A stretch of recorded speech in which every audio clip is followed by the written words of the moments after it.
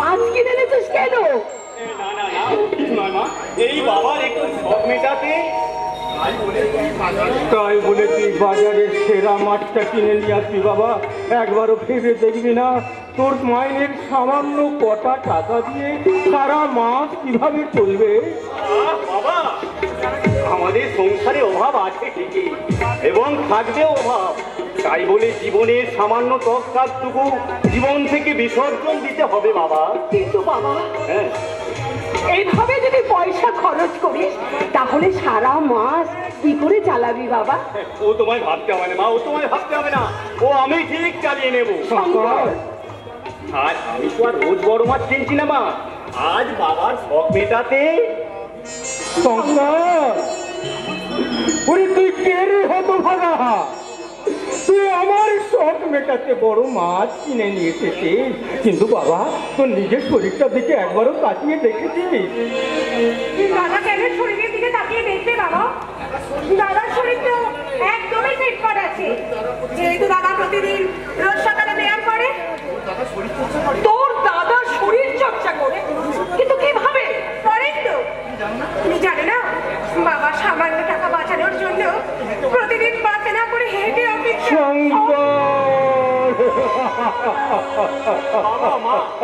তোমরা ওই পাগলিটার কথা শুনেই কাঁদতে শুরু করলে।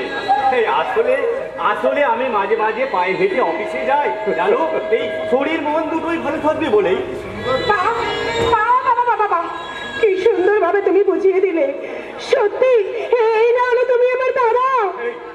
এই এই পাগামি বেশি না করে বল, তোর পরীক্ষার ফিস যেন কত টাকা? হ্যাঁ হ্যাঁ, মনে পড়েছে মনে পড়েছে, এই 1050 টাকা। এতে 1200 টাকা আছে, এই বাকিটা তোর হাত খরচ। কেমন দাদা? শঙ্কর, কি হলো? তোমরা সবাই যে অবাক হয়ে গেলে। আসলে সংসারের দায়িত্ব আমাকেই তো পালন করতে হবে। না তোর মাস্টারমশাই কই রে? এই তো আমি দাদা, তোমার দিকে আপনাদের সব কথা শুনছিলাম। আমাদেরকে কথা কি আর শুনবে ভাই? যাক মা, এই রাজিকে আমাদের বাড়িতে দুটো খেয়ে যেতে বলো, কেমন? আচ্ছা বাবা, আচ্ছা। না না দাদা, আজ নয়, অন্য একদিন খাবো, কারণ মাকে বলে রাখা হয়নি তো, মা খুব চিন্তা করবে। তাই বাবা, আমাদের পারিবারিক অবস্থা তো তুমি জানো, রোজ আমাদের মাছ কেনা হয় না। আজ শঙ্কর একটা বড় মাছ কিনেছে, তাই তুমি যদি খেয়ে যেতে বাবা। খাবো কাকিমা, তবে আজ নয়, অন্য একদিন, কারণ আমাদের অবস্থা তো আপনাদেরই মতো, সেখানে মাছ মাংসের দরকার কি আছে দাদি? হ্যাঁ, তাই তো বলছিলাম বাবা, যদি তুমি আমাদের বাড়িতে খেয়ে যেতে। আজ নয় মাসিমা, অন্যদিন। আর আপনার মতো মায়ের হাতে রান্না তো এমনিতেই মহাপ্রসাদ। রাজি, সেখানে মাছ মাংসের দরকার কি আছে? রাজি। দেখ, আজ আমার বিশেষ একটা কাজ আছে। আর আসি কাকিমা, আসি কাকু। ঠিক আছে বাবা, ঠিক আছে। রিনা, না বাবা, রাজুকে একটু এগিয়ে দিয়ে আয় বাবা। ঠিক আছে মা, আমি এক্ষুনি যাচ্ছি। যা মা, যা। হ্যাঁ রে শঙ্কর। হ্যাঁ মা বলো। রিনার পরীক্ষাটা হয়ে গেলে ওর বিয়ের ব্যবস্থা তো করতে হবে। নিশ্চয়ই করবো মা, নিশ্চয়ই করবো। রাজীবের মায়ের সঙ্গে তো একটু কথা বলতে হবে। হ্যাঁ নিশ্চয়ই করবো। রিনার পরীক্ষা শুরু হলেই আমি নিজে গিয়ে রাজীবের মায়ের সঙ্গে কথা তো বলবি, কিন্তু এখন আমাদের যা অবস্থা, তাতে বিয়ের খরচ খরচা, ও নিয়ে তোমায় চিন্তা করতে হবে না বাবা, ও নিয়ে চিন্তা করতে হবে না, ও আমি ঠিক চালিয়ে নেব। শঙ্কর, তোমাদের আশীর্বাদ মাথায় থাকলে আমি তো এই দেশটাই জয় করতে পারবো বাবা। আর সামান্য একটা বোনের বিয়ে দিতে পারবো। মা, তুমি চটপট রান্না করে ফেলো, আমি বাড়ি থেকে ঘুরে আসছি তাড়াতাড়ি। হ্যাঁ ঠিক আছে বাবা, ঠিক আছে, কিন্তু অফিসে যাবো। আচ্ছা বাবা, আচ্ছা। সত্যি সত্যি আজ আমি ভাগ্যবতী, তাই তো শঙ্করের মতো সুসন্তানকে আমি গর্ভে ধারণ করেছি, যে সন্তান শত দুঃখ কষ্ট যন্ত্রণাকে সহ্য করে আমাদের সুখের চিন্তায় সে বিভোর হয়ে থাকে। সত্যি আজ আমি ভাগ্যবতী। না না, যাই তাড়াতাড়ি ভাতটা আমি বসিয়ে দিই, কেমন? তাড়াতাড়ি। শঙ্কর,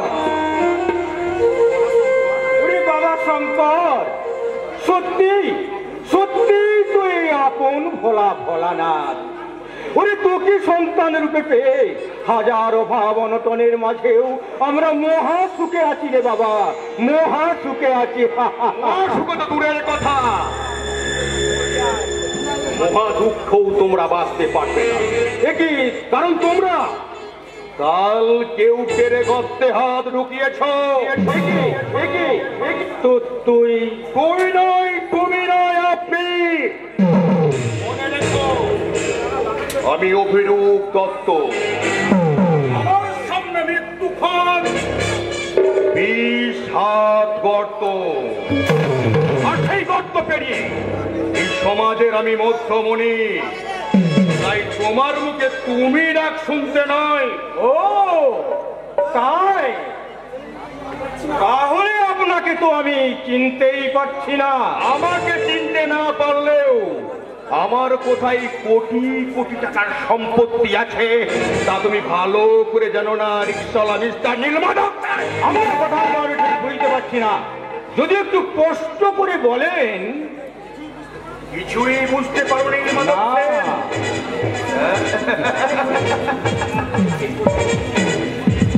তোমার ওই বিদ্যান ছেলেকে আমার মেয়ের পিছনে লেলিয়ে দিয়ে আমার কোটি কোটি টাকা আত্মসমর্পণ করতে চাইছিল। কে আমার আত্মভোলা ছেলে শঙ্কর? বামুন হয়েছে আকাশের চাঁদ ধরার স্বপ্ন দেখছে না, হয়তো আপনার আকাশের চাঁদ নেমে এসে তার হাতে ধরা দিয়েছে, নইলে মানুষ হয়ে আকাশের চাঁদ ধরার স্বপ্ন দেখার মতো মূর্খ সে নয়।